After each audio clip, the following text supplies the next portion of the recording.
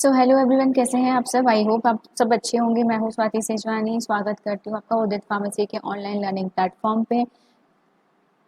Suppositories के बारे में आज हम जो है पढ़ने वाले हैं। सपोजिटरीज, अगर आपने कभी वर्ड सुना हो तो सपोजिटरीज सबसे पहले अगर हम देखें कि कौन सा डोजेज फॉर्म है तो सपोजिटरीज आती हैं आपके सेमी सॉलिड डोजेज फॉर्म में। ठीक है, कोई भी अगर आप टॉपिक पढ़ रहे हो, अगर वो डोजेज फॉर्म से रिलेटेड है तो पहले आपको पता होना चाहिए कि वो डोजेज फॉर्म कौन सा है। तो सपोजिटरीज जो है वो सेमी सॉलिड डोजेज फॉर्म में आती हैं। ठीक है, अब ये सपोजिटरीज बाकी डोजेज फॉर्म से कैसे अलग होती हैं कि ये सेमी सॉलिड तो होती हैं और दूसरा इनका मेन फंक्शन होता है कि इसको बॉडी कैविटीज में इंसर्ट किया जाता है।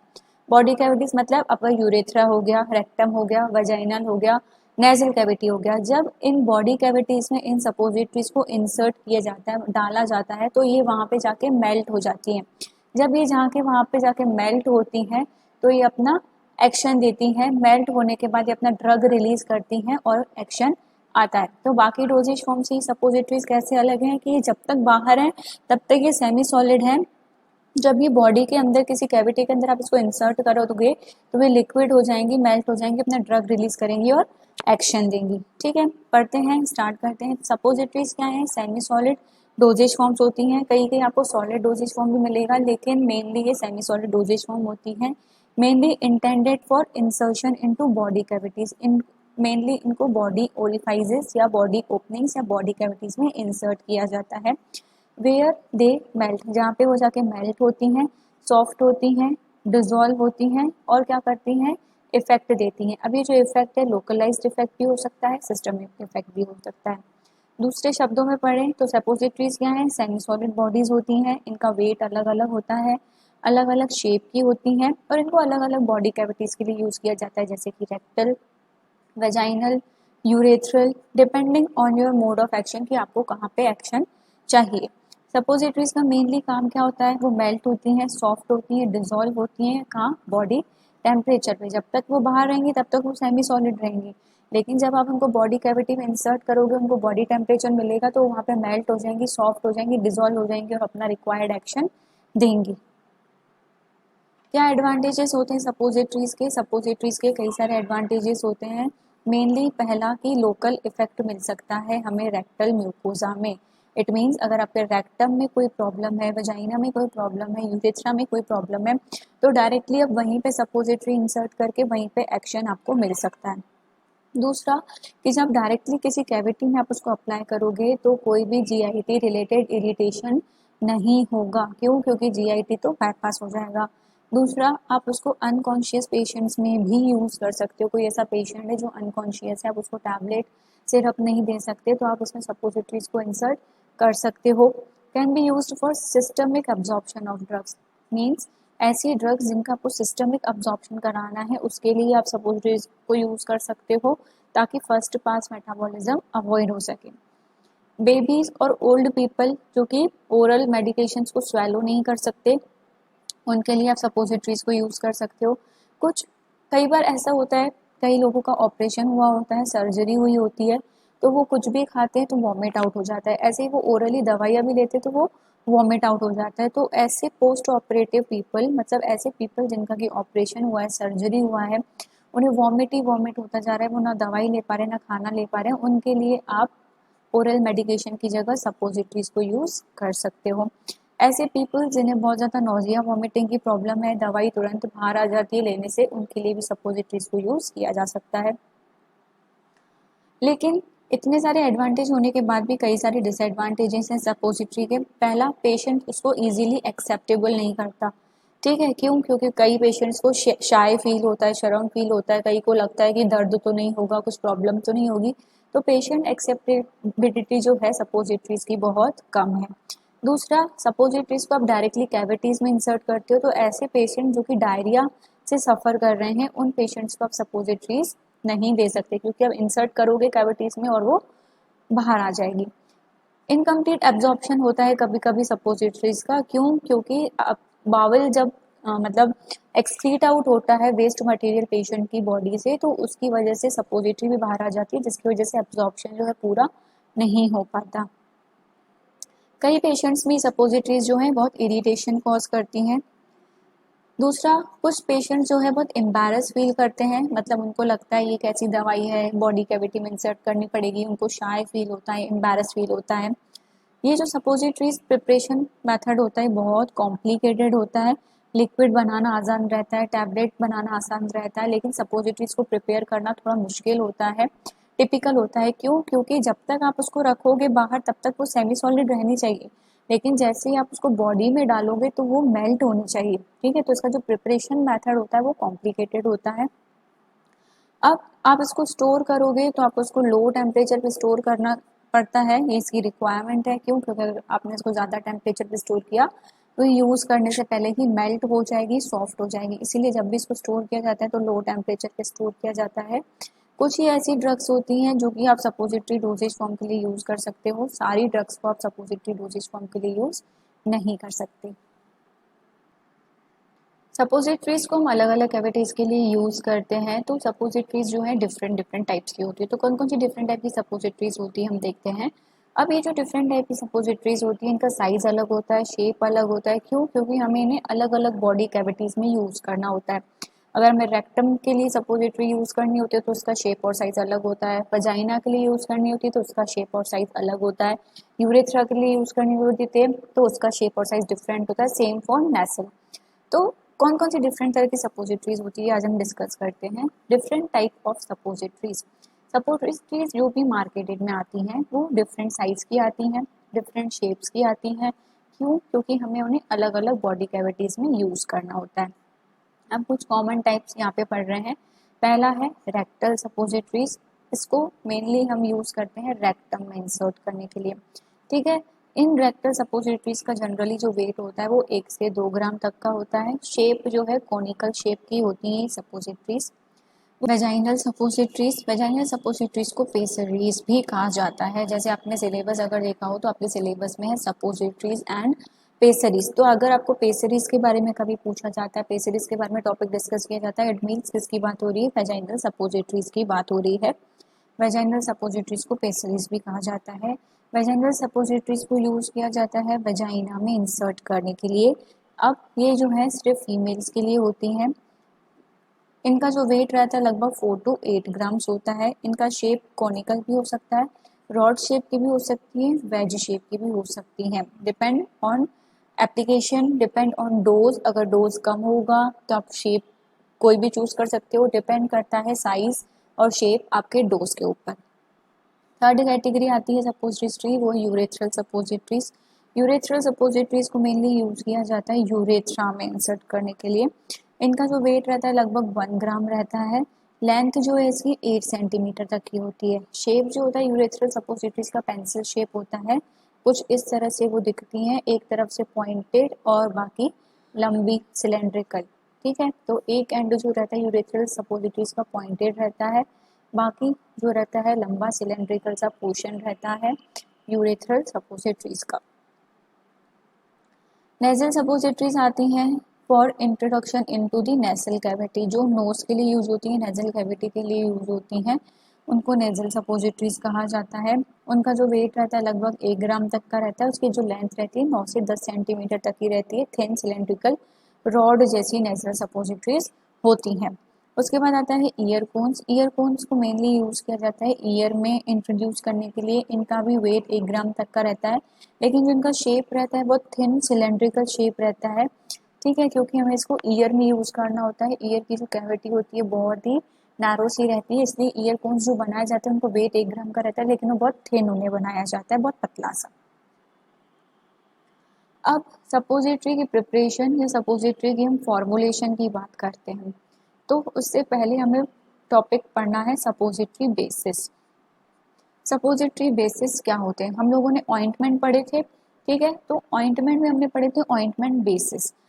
ऐसे materials other than the drug जो कि प्रिपरेशन में यूज होते हैं फॉर द सपोजिटरी प्रिपरेशन, उनको हम कहते हैं suppository bases. Suppository bases are use to prepare suppositories. Suppository bases मतलब ऐसे मटेरियल्स जिसको भी यूज किया जाता है सपोजिटरी बनाने के लिए। अब सपोजिटरी बेस क्या करते हैं? सपोजिटरी बेस हम सपोजिटरी बनाने के लिए यूज करते हैं ताकि सपोजिटरी का शेप बरकरार रहे। ठीक है, सपोजिटरी का शेप रिटेन रहे, सपोजिटरी फॉर्म रहें, मतलब स्टिफ रहें जब हम उसको स्टोर कर रहे हो, एडमिनिस्टर कर रहे हो, तो वो सपोजिटरीज जो है फॉर्म रहे, टफ रहे, उसके लिए काम कौन करता है? Suppository basis. तो सपोजिटरी बेसिस मतलब ऐसे मटेरियल जिनको भी सपोजिटरी की प्रिपरेशन के लिए यूज किया जाता है, ताकि सपोजिटरीज का शेप बना रहे, उनकी फॉर्मनेस बनी रहे, स्टिफनेस बनी रहे। कब तक? जब तक हम उसको स्टोर करें और जब तक पेशेंट उसको एडमिनिस्टर नहीं कर लेता तब तक। तो एक आइडियल सपोजिटरी बेस कैसा होना चाहिए? आइडियल सपोजिटरी बेस ऐसा होना चाहिए जो कि बॉडी टेम्परेचर पे जाके मेल्ट हो जाए। अगर सपोजिटरी बेस को आप सपोजिटरी में डालोगे और वो बॉडी टेम्परेचर पे जाके मेल्ट ही नहीं होगा, तो वो सपोजिटरी किसी काम की नहीं होगी। तो आइडियल सपोजिटरी बेस ऐसा होना चाहिए जो कि बॉडी टेम्परेचर पे मेल्ट हो जाए और वो डिजोल्व और डिस्पर्स हो जाए बॉडी फ्लूइड्स में जाने के बाद। सपोज आपने उसको रेक्टम कैविटी में डाला और उसमें जो भी सपोजिटरी बेस प्रेजेंट है वो उस रेक्टम में जाके मेल्ट हो जाना चाहिए और वहाँ पे जो भी बॉडी फ्लूइड प्रेजेंट है उसमें डिजोल्व और डिस्पर्स हो जाना चाहिए। दूसरा, जो भी सपोजिटरी बेस होना चाहिए वो नॉन टॉक्सिक होना चाहिए, नॉन इरिटेंट होना चाहिए, नॉन सेंसिटिव होना चाहिए। क्योंकि अगर वो सपोजिटरी बेस टॉक्सिसिटी कॉज करेगा, इरिटेंट होगा पेशेंट के लिए, पेशेंट में सेंसिटिव या एलर्जिक रिएक्शन शो करेगा, तो पेशेंट वो सपोजिटरी कभी भी यूज नहीं करेगा। तो एक suppository base non toxic, non irritant, non sensitive होना चाहिए। जितनी ज़्यादा ड्रग्स के साथ आपका सपोजिटरी बेस कंपैटिबल होगा, उतना ज़्यादा आपको प्रॉफिट मिलेगा, उतनी ही अच्छी आप सपोजिटरी बना पाओगे। तो एक आइडियल सपोजिटरी बेस ऐसा होना चाहिए जो कि बड़ी से बड़ी वैरायटी ऑफ ड्रग्स के साथ कंपैटिबल हो, मैच खाता हो। नेक्स्ट, सपोजिटरी बेस ऐसा होना चाहिए जिसको आप स्टोर करो तो वो स्टेबल होना चाहिए। ऐसा नहीं आप उसको स्टोर करके रखो तो उसकी स्टेबिलिटी चली जाए, वो खराब हो जाए, नहीं। It should be easily moulded. जो भी सपोजिटरी बेस आप यूज करोगे, तो सपोजिटरी किस में बनती है? सांचे में बनती है, मोल्ड में बनती है। तो सपोजिटरी बेस ऐसा होना चाहिए कि आप उसको जिस सांचे में डालो उस सांचे में वो अपना शेप ले ले। नेक्स्ट, सपोजिटरी बेस जो है ऐसा होना चाहिए जो कि मेडिकामेंट को रिलीज कर सके प्रिस्क्राइब्ड रेट पे। मतलब अगर आपकी ड्रग का रिलीज विद इन 1 आवर है तो आपका सपोजिटरी बेस ऐसा होना चाहिए कि 1 आवर में ड्रग को रिलीज कर दे। It means simple and short मतलब ये है कि जो भी आप बेस चूज करोगे वो आपके ड्रग के रिलीज को अफेक्ट नहीं करना चाहिए, आपके मेडिकामेंट के रिलीज को अफेक्ट नहीं करना चाहिए। वो मेडिकामेंट इजीली रिलीज करे, प्रिस्क्राइब्ड रेट पे रिलीज करे, ऐसा सपोजिटरी बेस आपका होना चाहिए। नेक्स्ट है कि आपकी जो ड्रग रिलीज होगी और उसके बाद आपकी जो ड्रग का एब्जॉर्प्शन होगा, तो उस रिलीज और एब्जॉर्प्शन में सपोजिटरी बेस किसी भी तरह का कोई इंटरफेरेंस ना करे, ऐसा होना चाहिए आपका suppository base. Next, suppository base stable होना चाहिए। कब तक स्टेबल होना चाहिए? मतलब उसका जो मेल्टिंग पॉइंट है उससे ज़्यादा भी अगर आप उसको हीट कर दो तो भी वो स्टेबल होना चाहिए, खराब नहीं होना चाहिए, ऐसा होना चाहिए। सपोज कोई सपोजिटरी बेस है, उसका मेल्टिंग पॉइंट 160 डिग्री सेल्सियस है और आपने उसको उससे ज़्यादा हीट कर दिया, तो ऐसा नहीं होना चाहिए कि वो डिग्रेड हो जाए, वो अपने मेल्टिंग पॉइंट से ज़्यादा भी हीट हो सके, ऐसा होना चाहिए। जब तक आप उसको हैंडल कर रहे हो उसको अपना शेप बरकरार रखे, ऐसी उसमें प्रॉपर्टी होनी चाहिए सपोजिटरी बेस में। और तो और सपोजिटरी बेस में वेटिंग और इमल्सीफाइंग प्रॉपर्टीज होनी चाहिए। मतलब जब आप उसको सपोजिटरी प्रिपरेशन के लिए यूज कर रहे हो तो इजीली वो वेट हो जाए, इमल्सीफाइंग हो जाए, ऐसे होने चाहिए। सपोजिटरी बेस जो है वेजिटेबल फैट भी हो सकता है, एनिमल फैट भी हो सकता है, डिपेंड करता है आपके प्रिपरेशन के ऊपर। अगर वेजिटेबल एनिमल फैट लेते हो तो उसकी एसिडिक वैल्यू जो है 3 से कम होनी चाहिए, आयोडीन वैल्यू जो है 7 से कम होनी चाहिए, सैपोनिफिकेशन वैल्यू जो है 200 से 275 के बीच में होनी चाहिए। यहाँ से एक एमसीक्यू बनता है कि सपोजिटरीज में जो आप सपोजिटरी बेसिस यूज करते हो तो उसमें जो वेजिटेबल और एनिमल फैट आप यूज करते हो उसमें एसिड वैल्यू कितनी होती है? तो आंसर क्या होगा? <3। आयोडीन वैल्यू कितनी होती है? <7। सैपोनिफिकेशन वैल्यू कितनी होती है? 200 से 275। अब हमने आइडियल सपोजिटरी बेस देख दिया कि एक सपोजिटरी बेस कैसा होना चाहिए। तो कितने तरह के सपोजिटरी बेसिस होते हैं वो हम देखते हैं। टाइप्स ऑफ सपोजिटरी बेसिस, सबसे पहला होता है ओलिजीनियस बेसिस, जिसको कि हम ऑयली बेसिस भी बोलते हैं। ऑयलीजीनियस बेसिस के एग्जांपल हैं जैसे कोकोआ बटर हो गया, हाइड्रोजनेटेड ऑयल्स हो गए। ठीक है, इसके अलावा हाइड्रोफिलिक बेसिस सेकंड कैटेगरी होती है जिसको कि वाटर सॉल्यूबल बेसिस भी कहा जाता है, जैसे कि जिलेटिन हो गया, पॉलीइथाइलिन ग्लाइकोल हो गया, पीईजी वाटर सॉल्यूबल बेसिस में आता है। थर्ड कैटेगरी आ गई हमारी इमल्सिफाइंग या फिर सिंथेटिक बेसिस की। इसका एग्जांपल है विटपसॉल, मासा स्टीरनम, मासोपोल। ये 3 एग्जांपल मेनली आप ज़्यादा याद रखिएगा क्योंकि इनमें से क्वेश्चन पूछा जाता है कि इमल्सिफाइंग बेसिस का एग्जांपल कौन सा है। ये एग्जांपल सबसे अलग भी है और आपको याद भी रखने हैं, विटपसॉल, मासा स्टीरनम, मासोपोल।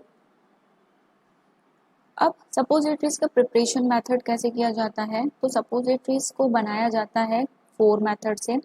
हैंड मोल्ड मेथड जिसको कि हैंड रोलिंग मेथड भी बोला जाता है, कंप्रेशन मोल्ड जिसको कि कोल्ड कंप्रेशन मेथड भी बोला जाता है, फ्यूजन या फिर melt mould method, automatic mould method. ये 4 तरह के मेथड्स हैं जिनसे कि सपोजिटरीज का प्रिपरेशन, सपोजिटरीज का फॉर्मुलेशन किया जाता है। ये सबसे पहले वाली टेक्निक है। सबसे पहले टेक्निक जो इनोवेट हुई जब सपोजिटरीज का फॉर्मेशन हुआ, हैंड मोल्ड मेथड से। इसमें क्या होता था, हाथ से सपोजिटरीज बनाई जाती थी जिस शेप की चाहिए होती थी, डिजायर्ड शेप और साइज की। अगर आपको कम क्वांटिटी में सपोजिटरीज बनानी है तो आज भी हैंड मोल्ड मेथड या हैंड रोलिंग मेथड यूज होता है, लेकिन आजकल इतना एडवांस जमाना आ गया है और सपोजिटरीज जो है बहुत ज़्यादा क्वांटिटी में बनानी पड़ती हैं, तो आजकल ऑटोमेटिक मोल्ड मेथड को ज़्यादा यूज किया जाता है। स्टार्ट करते हैं हैंड मोल्डिंग से। हैंड मोल्डिंग मेथड तब यूजफुल होता है जब आपको बहुत कम क्वांटिटी में सपोजिटरीज बनानी हो। Hand moulding is useful when we are preparing a small number of suppositories. आपको कुछ ही जो है नंबर बनाने सपोजिटरीज के, 10-12 हो गए, 20-25 हो गए, जैसे लैब में प्रैक्टिकल हो गया। तो अगर आपको कुछ ही क्वांटिटी बनानी है सपोजिटरीज की तो आप हैंड मोल्डिंग मेथड को यूज करते हो। मेथड इसका कुछ इस तरह से है, यहाँ से इसका मेथड शुरू होता है। फर्स्ट स्टेप है, जो भी ड्रग है आपकी, आप उसको फाइन पाउडर में कन्वर्ट कर लोगे। उस ड्रग को it is incorporated into suppository base. आपकी ड्रग फाइन पाउडर में हो गई, उसको आप किस में ऐड कर दोगे, सपोजिटरी बेस में ऐड कर दोगे। ठीक है, ये सब आप किस में करोगे, ये सब मोटार पैसिल में करोगे। आपको दिख रहा है पिक्चर में मोटार पैसिल। ठीक है, तो आप क्या करोगे, सपोजिटरी बेसिस को ड्रग लोगे, सपोजिटरी बेस में मिक्स करोगे, या तो आप उसको गूंद लोगे जैसे अपन आटा गूंदते हैं ना, आटा लिया, पानी ऐड किया, उसको गूंद लिया, उसको कहते हैं नीडिंग। नीडिंग मतलब आटा गूंदने की प्रोसेस। या फिर आप उसको ट्राइचुरेट भी कर सकते हो मोटार में, उखली और दस्ता जैसा ऐसा रहता है, उसमें आप ड्रग ले लो, सपोजिटरी बेस ले लो और ट्राइचुरेट कर लो। दोनों मेथड से आप कर सकते हो, आप गूंद भी सकते हो, उसको नीड भी कर सकते हो, ट्राइचुरेट भी कर सकते हो मोटार पैसिल। जो आपको नीडेड मास मिलेगा उसको आप रोल कर लोगे फिंगर्स के बीच में। ये वाला स्टेप देखो, ये फिंगर है, ये आप उसको रोल कर रहे हो, इस तरह से उसको रोल किया जाता है, उसको रॉड शेप बना लिया जाता है। ठीक है, रॉड शेप बनाने के बाद जो भी रॉड बनी है उसको कट कर दिया जाता है पीसेस में। ठीक है, और एक एंड को पॉइंटेड बना दिया जाता है। यहाँ पे समझो ये आपका मोटार है, इसमें आपकी ड्रग है फाइनली पाउडर, इसमें आपने ऐड किया क्या, सपोजिटरी बेसिस, ट्राइचुरेट कर लिया आपने इसको, आपको क्या मिल गया, नीडेड मास मिल गया, आटा गूंदा हुआ जैसा मिल गया। आपने उसको फिंगर्स के नीचे अप्लाई किया, एक रॉड जैसा स्ट्रक्चर बना लिया, इस रॉड को आपने काट लिया। काटने के बाद आपने क्या किया, इसका एक एंड जो है पॉइंटेड बना दिया, बाकी सिलेंड्रिकल बना दिया, बन गई आपकी suppository through hand moulding method.